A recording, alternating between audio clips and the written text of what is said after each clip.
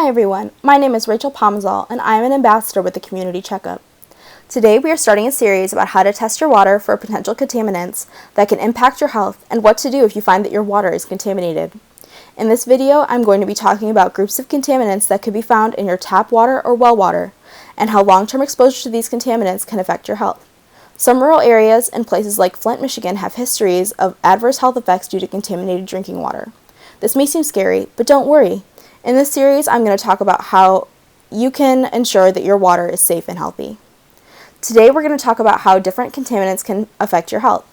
The types of contaminants we'll be discussing today are microbes, radioactive materials, metals, and minerals. Let's start by talking about the different types of health effects you can experience from drinking water contaminants. Generally, these fall into two categories, acute and chronic.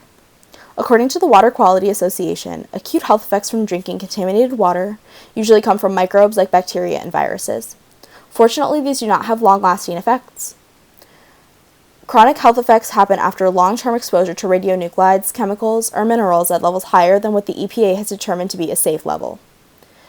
These can be harder to treat, so we want to make sure that your drinking water is safe and that you won't be exposed to these contaminants. So what can microbes like bacteria and viruses in the water mean for your health? Most microbes are harmless and some are even beneficial, but there are some dangerous microbes to look out for. Microbial contaminants like E. coli, Giardia, and Cryptosporidium can cause gastrointestinal issues and flu-like symptoms usually associated with improperly prepared food. Water contamination with microbes like bacteria and viruses may be due to fecal or soil contamination, may accumulate in sediments, or grow and proliferate in water. These microbes will most negatively affect the health of those with compromised immune systems. Outbreaks of disease related to these waterborne pathogens are uncommon and are quickly stopped in economically developed countries, according to the World Health Organization. Fortunately, these issues can be treated in a variety of ways, and water treatment usually gets rid of pathogens through several techniques to ensure the water is safe. Next, I want to talk about radioactive contamination through elements like radium and uranium. These are naturally occurring minerals in the soil that decay and end up in drinking water. The radionuclides, also called alpha particles and gamma rays, that come off of these elements when they decay is what causes the negative health impacts.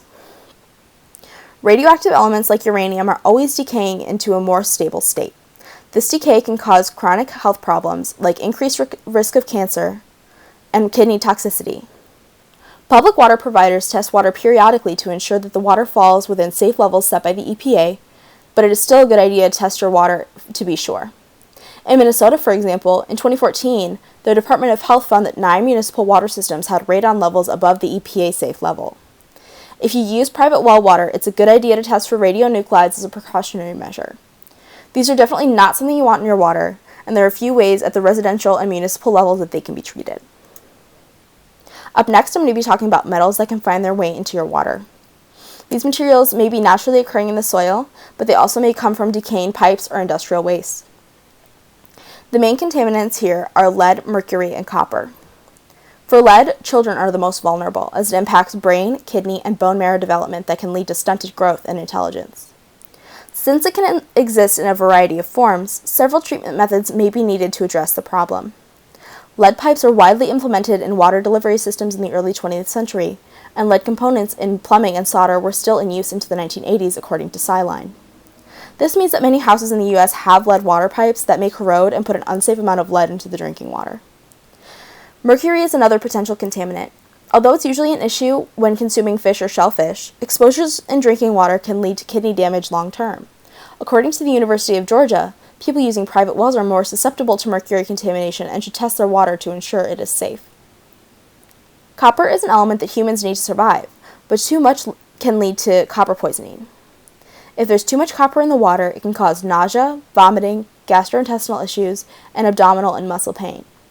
According to a study in the National Academy's Press in the 1990s, there were around 4,500 water systems reported to the EPA for high copper concentrations, most of which were for small communities with 3,300 or fewer people.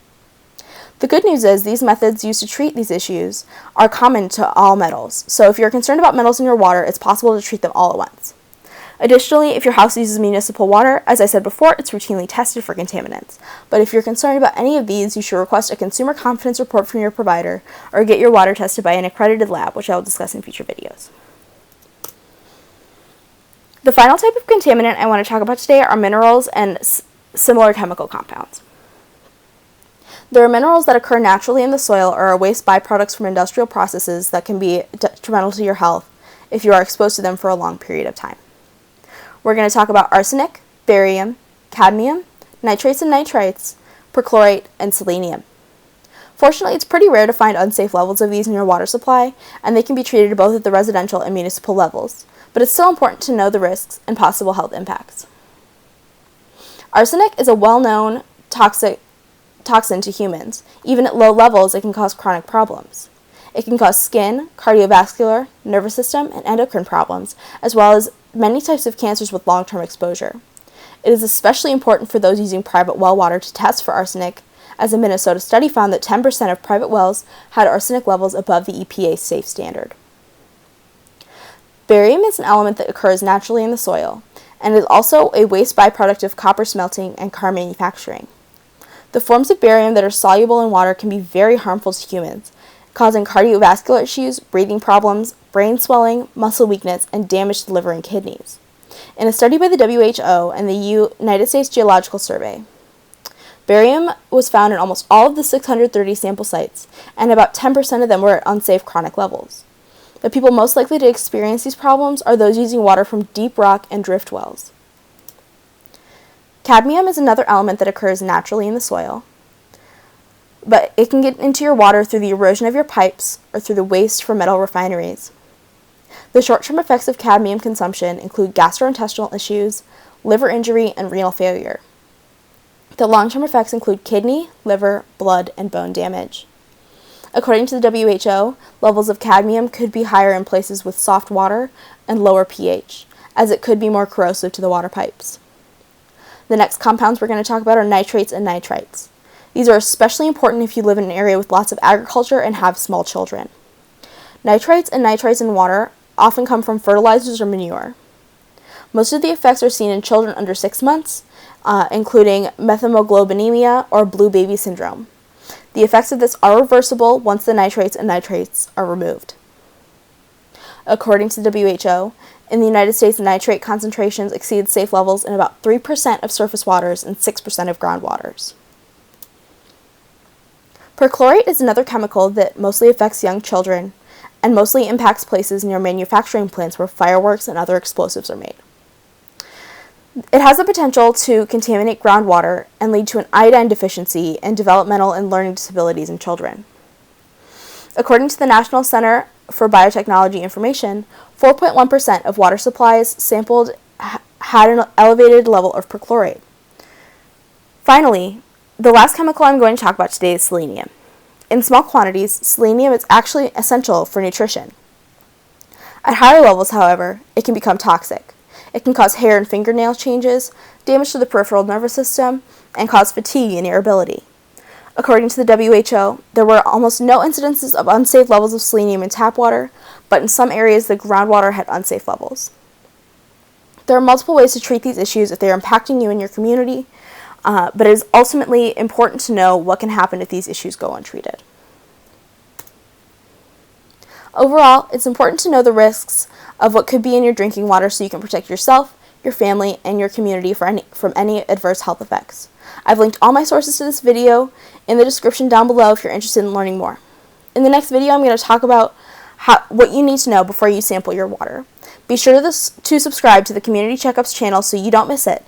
Thank you to the Community Checkup for giving me this platform to talk about these issues, and thank you so much for watching. I'll see you in the next video.